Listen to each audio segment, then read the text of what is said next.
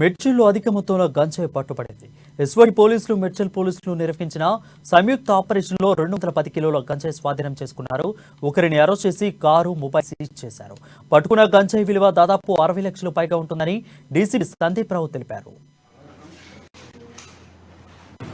మన SOT Shamshabad zone and Medchal police station staff ఇద్దరు కూడా ఒక ఎన్డీపీఎస్ రింగ్ పట్టుకున్నారు. వీళ్ళంతా కూడా ఏం చేస్తారంటే మన ఒరిస్సా ప్రాంతంలో ఎక్కడైతే గంజాయి పండిస్తారో అక్కడ వాళ్ళ పండించిన సప్లయర్స్తో మాట్లాడుకొని మహారాష్ట్రకు పంపిస్తుంటారు. ఇది హైదరాబాద్కి వచ్చేది కాదు. ఎందుకంటే మనం మీకు తెలుసు సీఎం గారు ఒక మీటింగ్ పెట్టి ఎన్డీపీఎస్ అరికట్టాలని మనకి డైరెక్షన్స్ ఇచ్చారు. అప్పటి నుంచి కూడా అన్ని కమిషనరేట్స్ మన సైబరాబాద్ కావచ్చు, రాచకొండ, హైదరాబాద్ అందరూ కూడా ఎన్డీపీఎస్ ఎక్కడ కూడా ఉండొద్దన్న ఉద్దేశంతో పనిచేస్తున్నాము.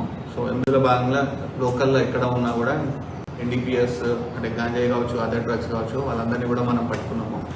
చాలా వరకు అరెస్టులు కూడా చేసాము. అందరు కూడా చాలా వరకు జైల్లో ఉన్నారు. కాబట్టి ఎక్కడైతే హైదరాబాద్కి సప్లై చేయడానికి అందరు కూడా భయపడుతున్నారు. సో ఇదంతా